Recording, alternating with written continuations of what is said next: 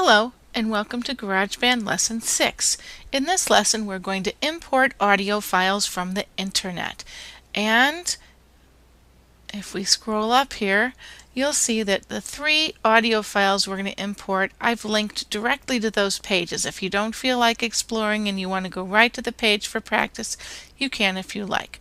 But we're going to visit Internet Archive first, and I already loaded in the search bar that I'm looking for MIDI files, so we're just going to scroll down, and the song that I selected is Anyway.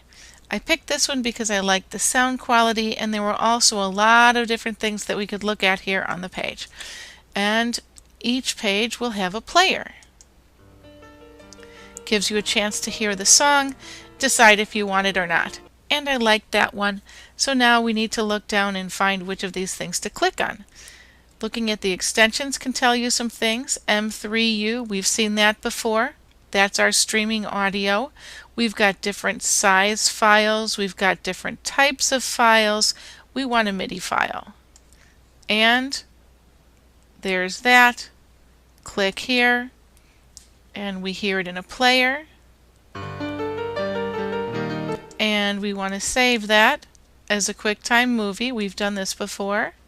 Put it on the desktop, and here's our QuickTime Anyway piano. If you remember from the last lesson, we can't drag that into GarageBand, and we can't convert it with Switch. So we put it into iTunes. Highlight, Advanced, Create MP3. It converted. Go up into the library, type in the name of the song, and this is MP3. Now in GarageBand, the whole idea here was to put that into a GarageBand file. So New, MIDI, Create, drag in the MP3, and there we go. You can use that, edit that, however you like. We did everything for the MIDI file. Now it's time to find an OGG file. And we're going to look at Wikimedia. Wikimedia is an excellent source of open source audio and images. And I linked right to the sound page here.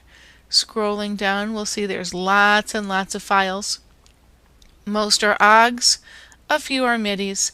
The one that we're going to look at is this one. Oh, how I hate to get up in the morning. When you're on Wikimedia and you click on an audio file, the page will look like this. You'll see a player. Directly below the player, there's the link so that you can download that audio file. So click on the player, get a chance to hear what it sounds like. In this case, this is an unrestored version of a song by Arthur Fields, so pretty old. So that's a good sound quality considering what the source is. And we want to download that, so we click.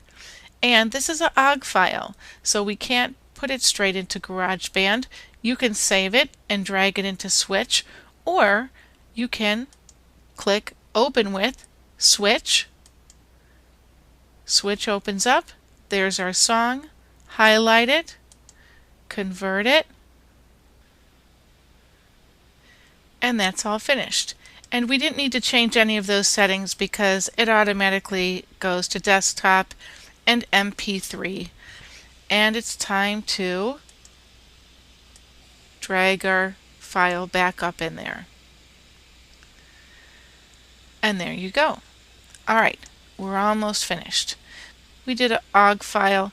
Now it's time for loops. This is just a little bit trickier, and the link here takes us to Mac Loops. Mac Loops is an excellent resource for free loops.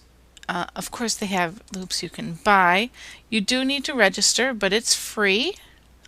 And we're going to take a look at drum loops and reggae. And the one I chose for us is Reggae 80. Now it's important to remember the number. That's the tempo number. So we click there. We're saving. We're not opening it. And here is our audio file of Reggae 80 drum loop. And 80. Alright, so here we go. Open a new file. We'll call that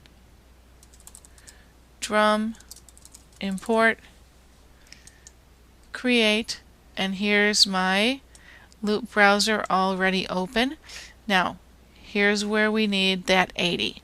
We need to change this so that we've got our project.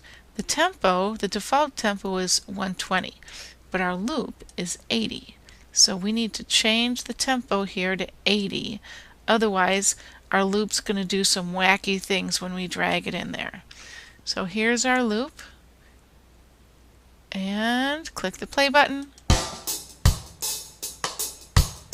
Wonderful. I like that a lot. Okay, so we've got the loop, we've got it in our GarageBand project, and we can use it in our composition, but if we want to have that available for future projects, we need to move that into the library. So we go to Edit, Add to Loop Library, and here's a title. We can keep the same title if we want to. I think I'm just going to get rid of the E. I'm going to capitalize it, and then we need to have some descriptors.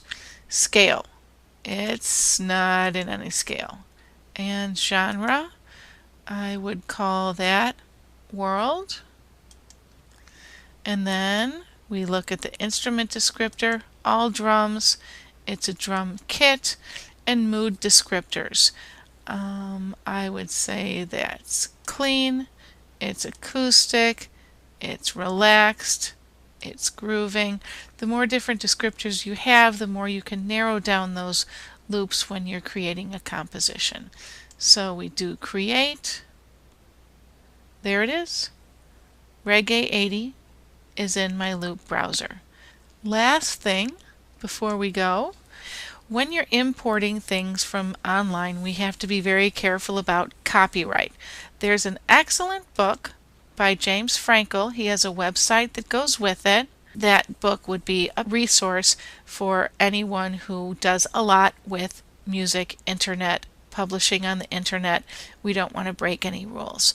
And the other resource is web-based only. Lots of good things on here. There are some links and visuals that aren't horribly appropriate for kids, so even though the website looks very kid-friendly, there are some things you wouldn't want your students to look at. But for you, it's an excellent, excellent resource. And that's importing audio files. Thanks for watching.